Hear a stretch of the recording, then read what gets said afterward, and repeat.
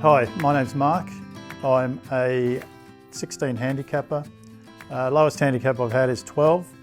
I've been playing golf for just on 40 years and recently have developed a slice that I'm finding very hard to get rid of.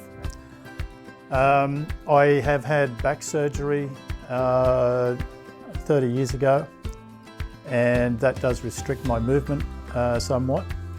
My handicap is 16 and I'm hoping the Stryper products will help pull my handicap back down to around about 12 where I've been in the past. G'day, my name's John Wright. I'm a PGA professional. I'm here with Jacko, who's coming to me for a little bit going on in his golf swing, particularly a club path that wants to start out from away from his body and cause a few errors down at the impact position. So we're going to have a look at Jacko here now. He also has a grip that's compounding the problem of taking the club back a little underneath the plane, and then he delivers it over the top of the plane, and that's what we're going to rectify with our next move here. So for instance, when you're here, do you take your swing back as you normally would? Okay. All right, so your first move is going to work this way, right? So you'll take this one out and potentially this one. Right. So what you've got to think of is your hand path, not so much your club path. Okay. So as you come back, your hand's going to work under that inside rod. Right. Let's go a couple more slow-mo. Anytime you're learning a new move, you really should be doing it quite slow. Now, once you're just a half swing, concentrating on the hands and arms under that inside rod. Perfect. So we'll see now, that should change club path, straight away positive club path. Yeah, good. And this is the key about, repetition work, where you might take a week to 2 weeks, just this speed.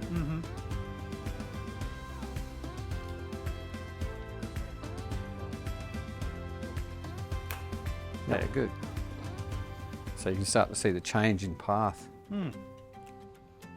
But I seem to be hitting it out that way. Yeah, that's the moment. That's club face, right? So your face angle is greater than your path, so it's always going to be the case. So as you're starting to learn to use your hands on the correct path, the next stage is say, hey, next session we're going to work on the face. As long as you're doing the work with this at home in the garage or at the driving range, your face then's going to work with that hand path. So if I demonstrate that, so at the moment, if you stand just behind me there, yeah, just there, yep. So at the moment, for me, it feels pretty natural to swing my hands down under here. But you would have been once upon a time out here and potentially taken this one out as well. Yes. So from here, as you come under the path, under the hand plane, your face is here.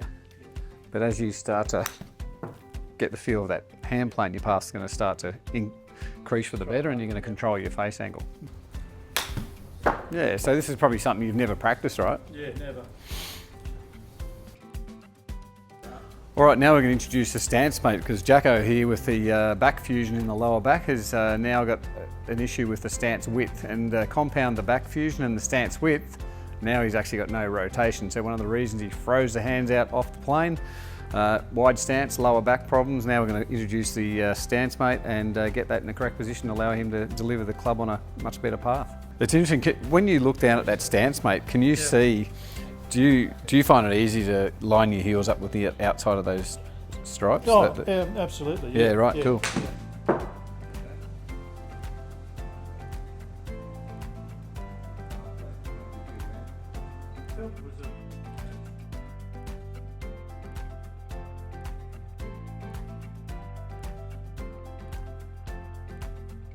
Right, we've been working away on a little bit of a hand path, and that's been working quite nicely to correct the swing path. But now we've worked out here with Jacko that we're looking to move the lower body a little bit more efficiently through the ball. So we've changed the rods into a position where in the downswing he can start feeling the right hip move into the inside rod here.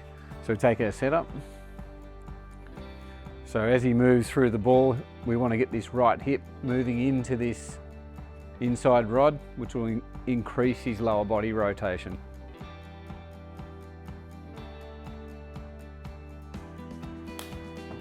Perfect, you can see now how he's hit the rod with the right femur and the right hip.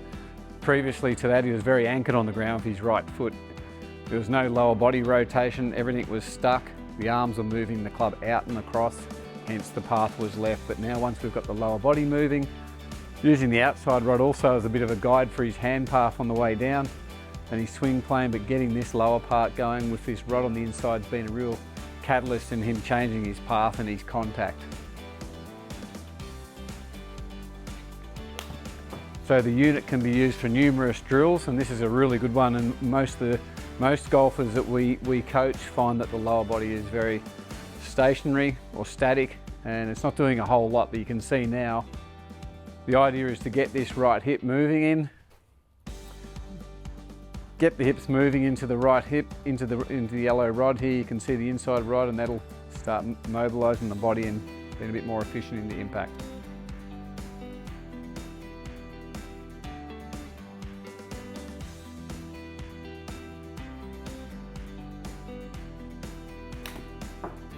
There you go. Previously with any teaching aids, I would never have had this teaching aid set up like this.